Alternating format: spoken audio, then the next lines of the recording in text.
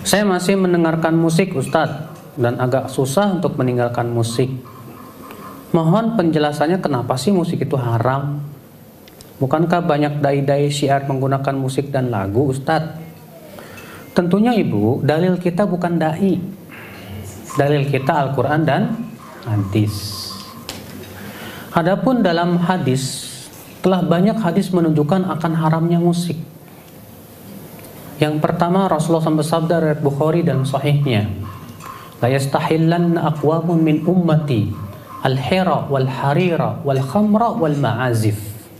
Sungguh benar-benar akan ada dari umatku yang akan menganggap halal arak, zina, sutra, dan alat-alat musik. Lihat, Rasulullah mengatakan akan ada dari umatku menganggap halal ini semua.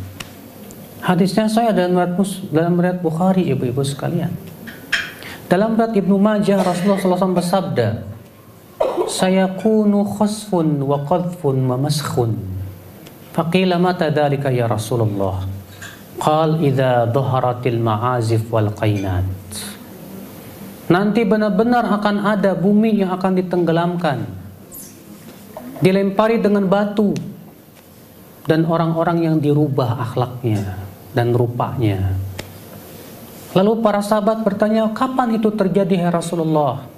Kata Rasulullah, apabila telah muncul alat-alat musik dan biduanita.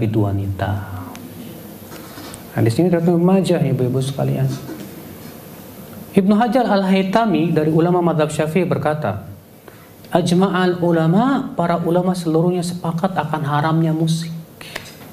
Siapa yang mengatakan bahwa musik masih diperselisihkan, kata beliau apa? Sungguh ia telah bodoh dan mengikuti hawa nafsu. Karena sebetulnya betul kalau kita perhatikan, ya, seluruh ulama dari kalangan sahabat, tabi'in, tabi'ut tabi'in, semua sepakat akan haramnya apa? Musik. Yang menghalalkan itu hanya Ibnu Hazm, dan Ibnu Hazm ini muncul setelah terjadinya ijma, sehingga pendapat Ibnu Hazm ini bertabrakan dengan ijma. Dan setiap pendapat yang bertabrakan dengan ijma itu tertolak, ibu-ibu sekalian. Makanya kita jangan melihat siapa yang mengamalkan, tapi lihat dalilnya yang berasal dari Allah dan Rasulnya. Memang Bu ya, kalau ibu terbiasa musik-musik, pas ngedengar musik haram, ibu merasa heran, sepi amat dunia tanpa musik. Tapi kalau kita terbiasa baca Quran, menikmati Al-Quran, lewat tuh musik Bu. Kita akan lebih menikmati Al-Quran daripada mendengarkan apa? Musik. Makanya Al-Quran itu lebih indah di hati sebetulnya kalau kita mau apa? Mentadaburinya, mempelajarinya, membiasakannya. Bahkan Ibnu Qayyim berkata apa Bu? Tidak akan bertemu dua cinta dalam hati seorang hamba, cinta Al-Quran dan cinta nyanyian. Orang yang sangat cinta nyanyian, dia tidak akan cinta Al-Quran. Walaupun mulutnya berkata saya cinta, tapi hatinya tidak akan seperti itu. Sekarang ibu mau pilih mana, cinta yang nyanyian apa Al-Quran? Gak bakalan ketemu Bu. Kalau ibu berkata saya pengen cinta dua-duanya, nggak mungkin.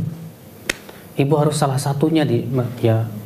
Bahkan Rasulullah SAW sabda apa? La an yumla'a batnu ahadikum sadidan khairun lahu min an yumla'a syi'ran. Lebih baik perut seseorang dipenuhi oleh nanah daripada dipenuhi nyanyian.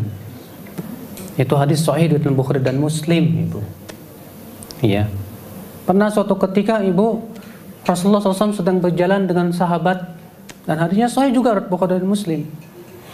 Rupanya Rasulullah mendengar ada orang yang sedang nyanyi. Apa kata Rasulullah SAW? Khuduh, tangkap dia. Fa innahu syaitan, karena dia setan.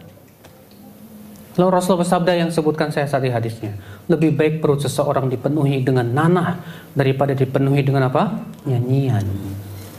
Lebih baik mana Bu? Dipenuhinya dada kita dengan Al-Quran atau dengan nyanyi? Ya tentu dengan Al-Quran. Allah mengatakan nurun ala nur, cahaya di atas.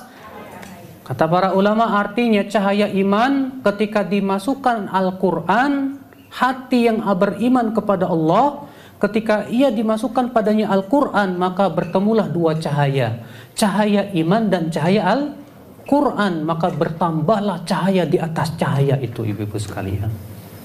Tapi coba kalau dada ibu ya penuhnya nyanyian, ya nggak ada manfaatnya juga. Maka dari itulah ibu, ya kita berusahalah semaksimal mungkin untuk menjadi para pencinta Al-Quran.